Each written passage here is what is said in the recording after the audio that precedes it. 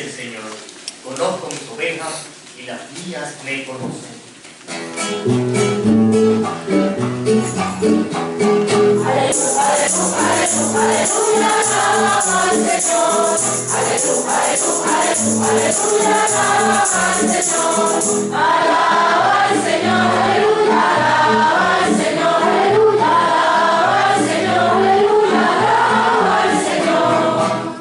El Señor esté con ustedes. Y con tu espíritu. Lectura del Santo Evangelio según San Juan. Y aquel tiempo dijo Jesús: mis ovejas escuchan mi voz, y yo las conozco, y ellas me siguen, y yo les doy la vida eterna. No perecerán para siempre, y nadie las arrebatará de mi mano. Mi Padre, que me las ha dado, supera a todos, y nadie puede arrebatarlas de la mano del Padre. Yo y el Padre somos uno. Palabra del Señor. Gloria a ti, Señor Jesús.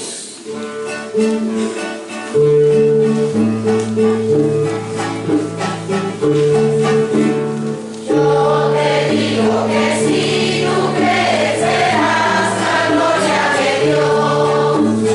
Yo te digo que si tú crees verás la gloria de Dios. Verás la gloria de Dios. Verás la gloria de Dios. Yo te digo que si tú crees verás la gloria de Dios.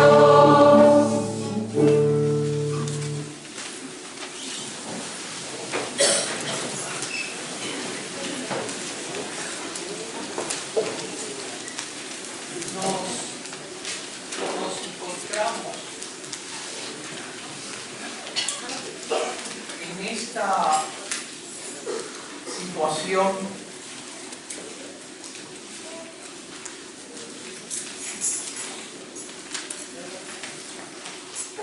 nos encontramos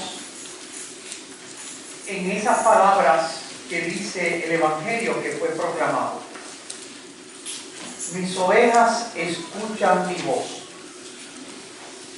Dios quiere entrar en el debate humano porque tiene algo que decirnos sobre todas las inquietudes que nosotros tenemos en nuestro corazón. Esa voz de Dios quiere ser escuchada, y por eso, vuelvo a insistir, entra en el debate, en la discusión, en las inquietudes, en las propuestas, porque Dios quiere ser escuchado.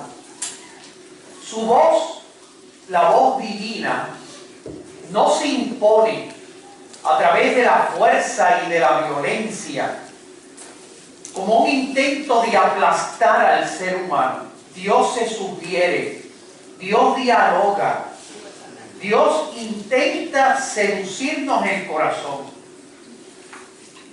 Como dice el profeta Jeremías: Señor, me seduciste y yo me dejé seducir.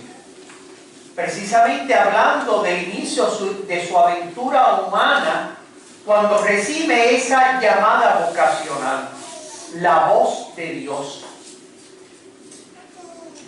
Pero el hombre, como decía la primera lectura, no quiere escuchar. No quiere ni dejarle a Dios hablar, ni tener la delicadeza de escuchar a aquel que es camino, verdad y vida, sino que se cierra, como escuchábamos en la primera lectura. El hombre se cierra, se hace sordo para no escuchar la voz de Dios. Mis ovejas escuchan mi voz. Por eso es que a mí me sorprende. Ustedes vieron ayer hubo una manifestación de parte de algunas personas, 80 eran en total los que se manifestaban allí, manifestando una inquietud social en la que ellos planteaban se despenalice y legalice el uso de la marihuana. Yo creo que una sociedad tiene necesidad de debatir estos temas importantes. debatirlos con altura y seriedad, porque son temas en los cuales nosotros nos estamos jugando el destino y el futuro de nuestra sociedad. No es reprimiendo ni acallando, es precisamente que se pueda debatir con libertad esas ideas y esas inquietudes que pueden surgir en el corazón social. A mí me sorprendía, ¿verdad?, lo que ellos decían de que la marihuana, es más, lo terrible es no fumar marihuana, por lo que ellos decían, porque te arregla el cerebro, te arregla el corazón, los riñones. Ya, eso es una maravilla. Ese es lo que buscaba Ponce de León, que no debió buscar el agua maravilla, sino buscar una marihuana, por lo que ellos dicen, que hace más joven, que quita las arrugas. Ya, que eso es una cosa tremenda, ¿verdad? Lo que decía Guillo, que me parecía, por supuesto, exagerado y superficial. Pero eso es parte del debate, que debe ser hecho con seriedad, y que tal vez lo que a mí me sorprende, cada vez que surgen estos debates sociales, ver que nuestra legislatura, que siempre tiene que responder a necesidades reales y no a propuestas como fruto de ideales hipotéticos y de ideologías trasnochadas, uno de los legisladores empezó a decir de que el 70% de los profesionales en Puerto Rico fuman marihuana. Imagínense, todo el mundo fuma marihuana. Yo voy a tener que cerrar los baños aquí porque parece que todo el mundo aquí fuma marihuana, la vinita de la esquina, el que vende. Todo el mundo aquí fuma. Esa es la superficialidad con que se plantean, como yo les decía, a la legislatura, precisamente hablando sobre esa propuesta de ley del discrimen por orientación sexual. Le decía, pero ¿qué estudios estadísticos serios ustedes tienen? No tenían ninguno, no tienen ninguno, porque de nuevo las leyes deben responder a necesidades reales y no a cuestiones hipotéticas. Pero a mí me sorprendía del debate de ayer, me sorprendía que los que se manifestaban dijeron en un momento, hay separación de iglesia y Estado. Aquí los religiosos no tienen nada que decir. Los religiosos no tienen el derecho de imponer sus criterios sobre los otros. A mí me sorprende cada vez que surgen estos debates que son vitales para el destino de nuestra sociedad, se quiera callar la voz de Dios, que no se quiere imponer, sino que se quiere insertar en ese diálogo para intentar persuadir, dar razones que seduzcan el corazón humano, pero se le niega el derecho a Dios de poder insertarse en este debate, se le niega el derecho a las instituciones religiosas, que es el ambiente donde esa voz resuena, porque este es un ambiente de fe, de escucha, este es un ambiente de libertad, donde esa voz puede resonar, porque la voz de Dios no resuena donde hay imposición y miedo. La voz de Dios, esa voz que escuchan mis ovejas y la siguen, solamente en este ambiente de iglesia, en este lugar donde nosotros nos congregamos, para escuchar que esa voz nos quiere seducir, dar razones. Dios no se quiere imponer, se le niega el derecho, como aparecía en la primera lectura, se le niega el derecho en nuestra sociedad a que Dios tenga algo que decir. ¿Por qué ese temor?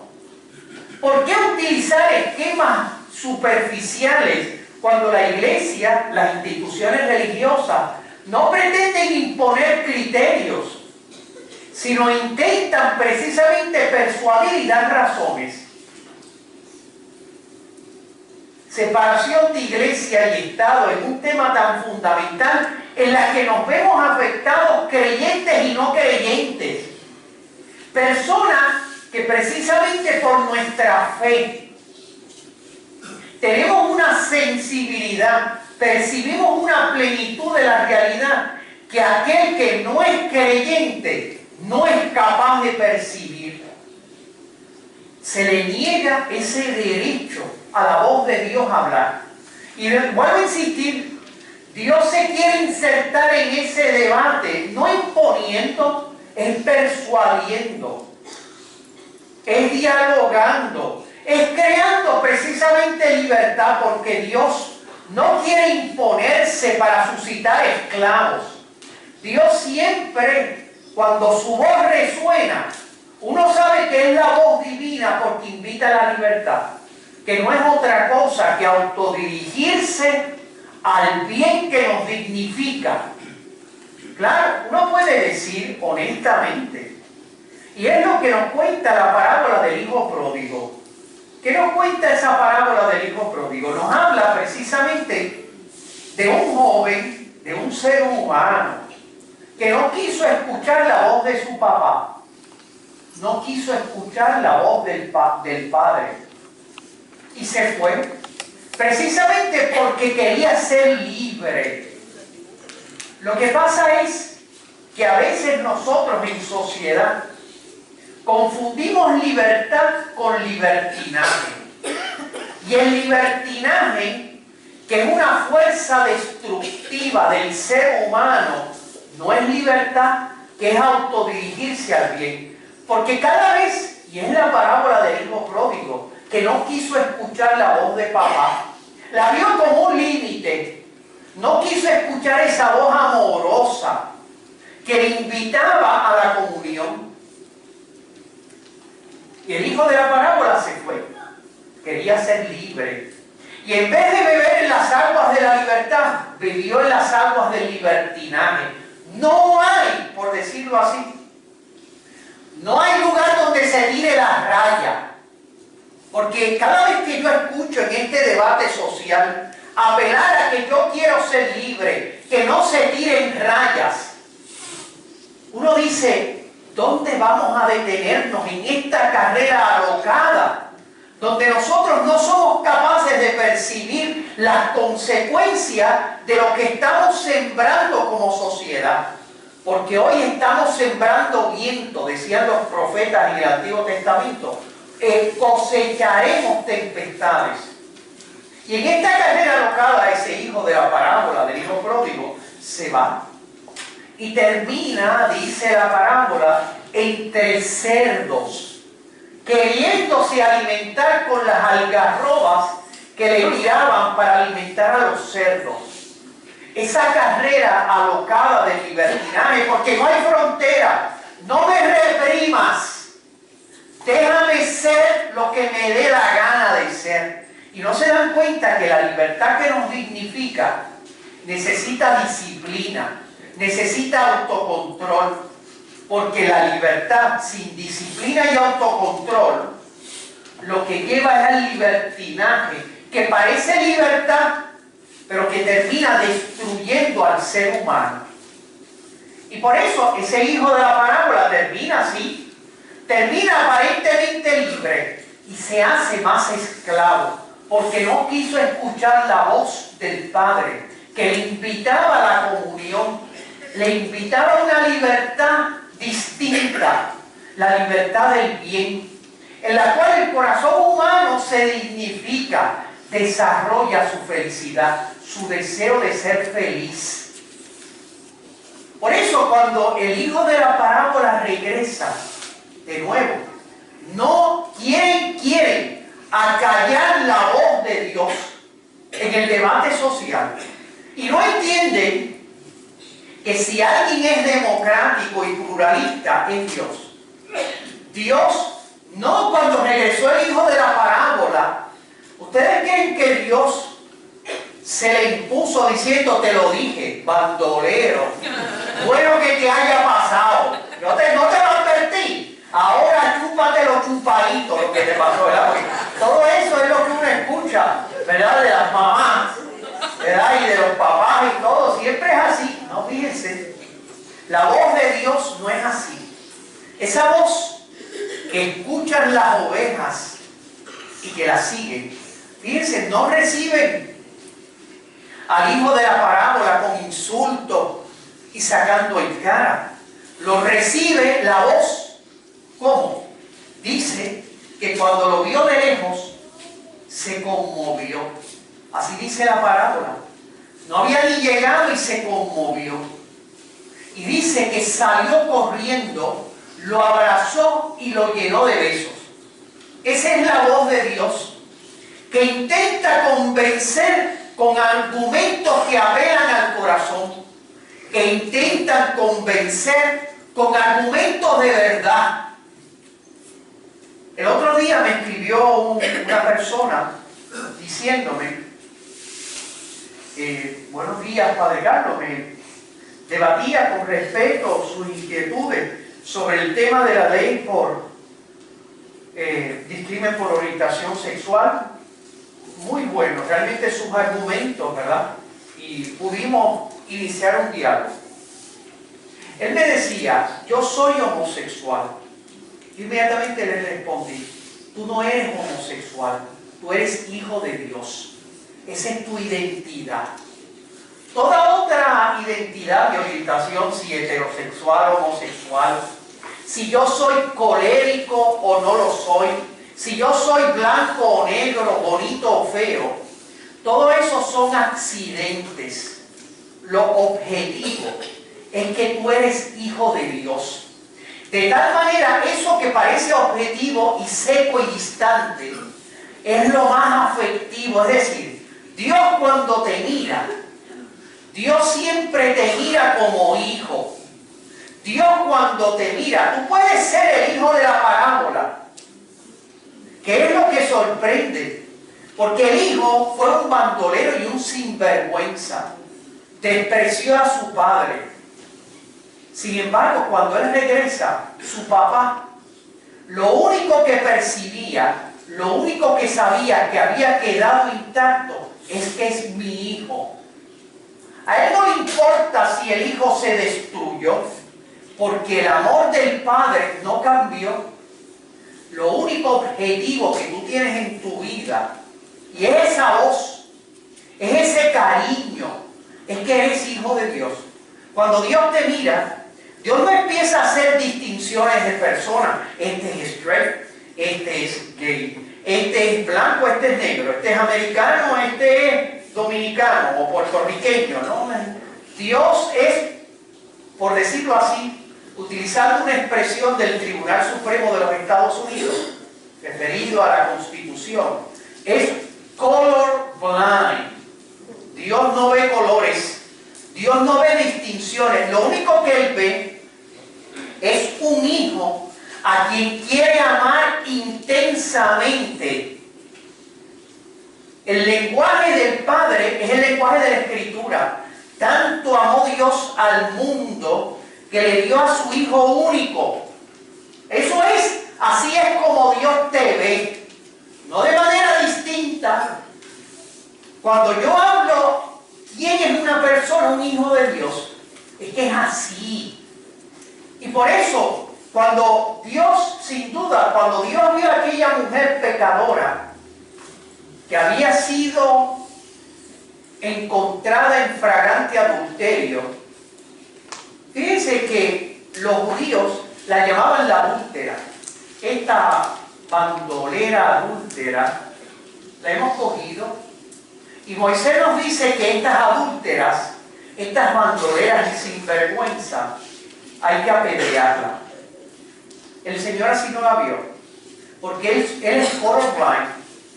Él, por decir sin blind, Él es national blind. Él no hay esquemas superficiales que puedan arropar, por decir así, la identidad. ¿Cómo Él ve a las personas? Este es mi hijo.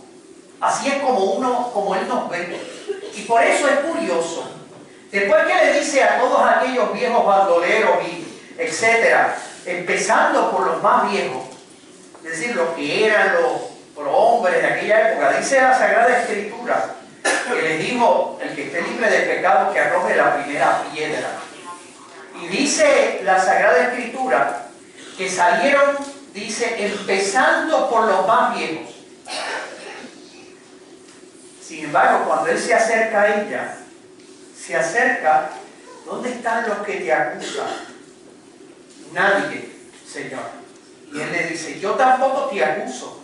Porque la actitud de Dios es siempre esa. Esa es su voz. Nosotros sabemos que es la voz divina, porque cuando uno siente esa mirada, no siente la dureza de la justicia, sino uno siente la cercanía de la compasión misericordiosa, que no es complicidad, porque Dios se acerca a aquella mujer y le descubre porque la ama, que hay un camino de libertad que no es el libertinaje del pecado. ¿Qué le dice a aquella mujer? Vete, yo tampoco te condeno, y no peques más. A él no le da lo mismo de que un hijo suyo, ¿qué papá puede sentirse tranquilo al contemplar que un hijo se le destruye? Ningún padre. ¿Cómo los hombres no quieren escuchar en este debate social lo que Dios tiene que decirnos? Lo que tiene que decirnos esta tradición judeocristiana, que algo nos tiene que decir sobre la droga, sobre el discrimen en el trabajo, el discrimen injusto. Tiene que decirnos algo. Y por lo tanto, no acallemos esa voz, porque de alguna manera estamos acallando las instrucciones que Dios inscribió en el corazón humano, donde está en juego la felicidad que todos aspiramos. Porque Dios te creó con unas instrucciones. Solamente el que las lee y las cumple hará que su vida funcione en clave de felicidad. Es lo que la iglesia llama ley natural. Por eso, cada vez que yo escucho, porque siempre es el mismo debate, siempre es separación de iglesia y Estado, no me impongan a mí, nadie te quiere imponer. Yo no fui allí a la legislatura con una especie de látigo para caerle a latigazo a aquellos senadores, que ahora no me quedaron, ¿verdad? Perdóname, Señor, porque ese no es el estilo tuyo, ¿verdad? Que ahora no le quedan a uno, ¿verdad? Pero aquí yo no fui. Yo fui a debatir, me pusieron como chupete cuando yo terminé, ¿verdad? Yo salí de allí.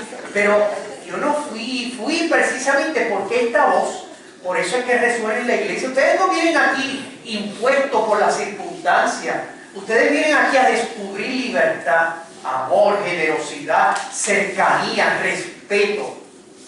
Es curioso. Hoy la iglesia, además de celebrar este día, que se llama el Día del Buen Pastor, la iglesia celebra también una invitación a la vocación sacerdotal. Porque, ¿qué es un sacerdote? Precisamente tiene que ver con esa voz. Esa voz para que resuene en el conjunto de la sociedad. ¿Qué es el sacerdote? El sacerdote es un hombre tomado de entre los hombres, dice la carta a los Hebreos, referido al sacerdocio de Cristo. Es un hombre tomado de entre los hombres, puesto al servicio de los hombres en aquello que mira a Dios. Es decir, hay un servicio que presta el sacerdote, es precisamente nos sirve, nos ayuda, para nosotros nos ayuda en aquel aspecto de nuestra personalidad humana que es nuestra relación con Dios. Ese es su servicio. Él no es un abogado, él no es un sociólogo, él no es un político, él no es simplemente un psicólogo, todas profesiones dignas, no. El sacerdote tiene una misión particular: ayudarnos, servirnos, para que nosotros podamos cultivar ese aspecto de nuestra personalidad humana, que es nuestra relación con Dios. Sin duda, tú vienes a un sacerdote y el sacerdote, tú le hablas de tus problemas, tú le hablas de muerte, tú le hablas de tus inquietudes económicas, de tus proyectos, de tus amores, de tus deseos de ser feliz. Pero cada vez que Él te escucha siempre en aquello que mira a Dios.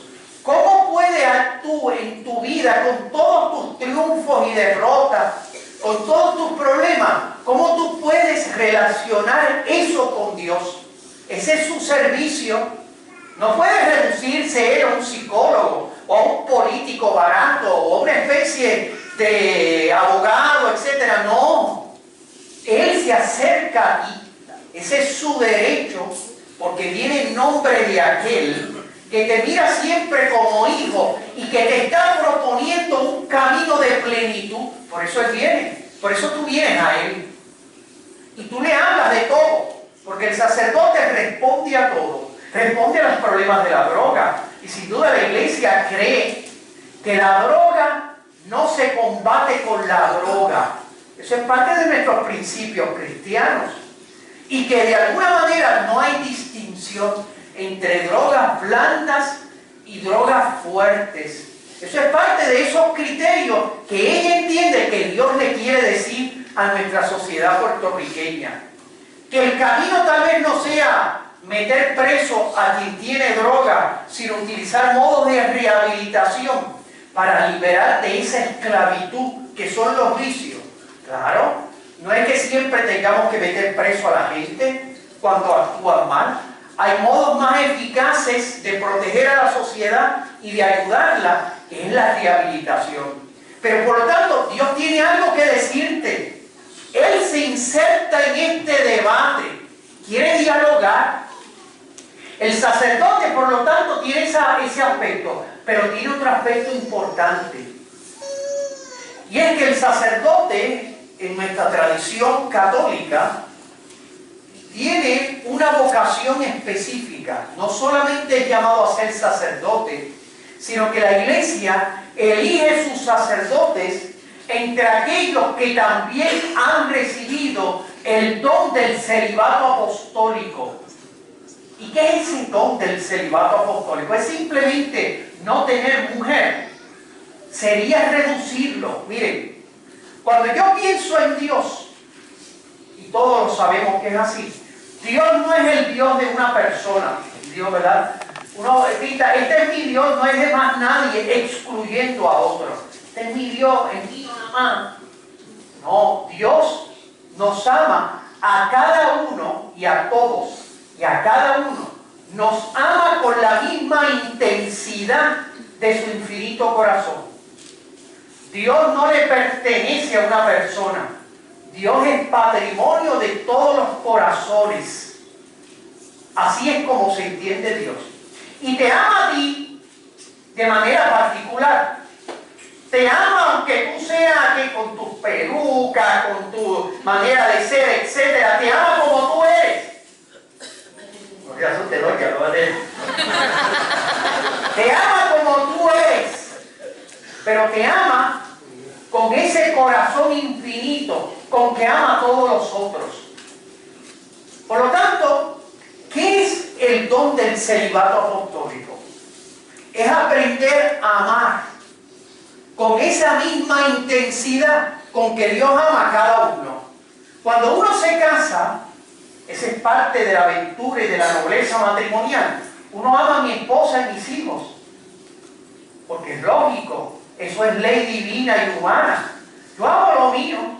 Claro, los hijos del vecino los amo también, pero no los amo con la misma intensidad. Dios así no ama. Y por eso, Él ha querido que el sacerdote, así dice San Juan María Vianney, sea el amor del corazón de Cristo. Es decir, que aprenda a amar como amo yo, con esa intensidad infinita. Por eso el sacerdocio, el don del celibato, no es que el matrimonio sea malo, no, al contrario, el matrimonio es bueno. Y Dios le da a un corazón humano y débil, le da la capacidad de sacrificar ese amor. Me explico con un ejemplo ilustrativo. Ayer yo fui a comer a Chile. con el padre José, ¿verdad? Entonces al final teníamos que elegir entre dos postres. El famoso Molten, ¿verdad? Ese volcancito con el mantecadito caliente, o una galletita, ¿verdad? Esta Oreo, esta galletita chocolate chip, que tiene una bolita, ¿verdad? Le ponen de mantecado, buenísimo, le puedes pedir si te echas chocolate. Son dos cosas buenas. Claro, yo elegí, como es obvio, el Molten. Pero no era porque el otro postre era malo, es que el Molten era mejor. Es decir, si el otro postre hubiese sido malo, la elección no hubiese sido tan noble. Bueno, si el otro es malo, ya tengo una sola opción. Es que ambos eran buenos, pero yo me sacrifiqué de no comerme el otro, que me hubiese cabido. Porque a mí me encanta que esos postres, chocolates y cosas, me hubiera encantado. Yo me sacrifico porque quiero alcanzar algo mejor. De la misma manera, digo, no es que el matrimonio sea una galleta, etc. Pero de la misma manera, por decirlo así, yo veo que el matrimonio es algo bueno, noble. Dignifica el corazón humano, está llamado a la familia, a la generosidad con la vida humana. Es algo noble, es una aventura. Dios me invita, porque siempre la voz divina, siempre es invitación, ese es el don del celibato. Dios me invita a un camino distinto del camino matrimonial. Es siempre camino de amor, igualmente apasionante, pero es un camino diverso. Ya no es simplemente, ahora tú entiendes que el celibato apostólico no es simplemente no me caso, sino es descubro el camino de amor del corazón de Dios. Por eso decía San Juan María Vianney, el sacerdote es el amor del corazón de Cristo. Y tenemos que pedir para que en nuestra parroquia Dios suscite vocaciones sacerdotales que se pongan al servicio, ¿verdad?, de nosotros en aquello que miran. Ahí está Jesús, que está en el otro mundo. Y está Pablo, ¿verdad?, que son los dos llamados al sacerdocio ministerial. ¿Verdad, Pablo? ¿Tú haces sacerdote? Guíate, ríe, bendita, enseñándome el bobo. Entonces, fíjense bien. Por lo tanto, hay que orar. Y hoy la iglesia, el día del buen pastor, pide por los sacerdotes, porque tenemos estos dones apasionantes en vasijas de barro. Y hay que pedir por la fidelidad generosa de los sacerdotes, pero que también el Señor suscite vocaciones sacerdotales. Ahora que nosotros, ¿verdad?, vamos a pedir por esta niña que va a dar ese paso de recibir el bautismo, la confirmación y su primera comunión. Va a dar ese paso para vivir esta relación única y apasionante con Dios. Así sea. Amén.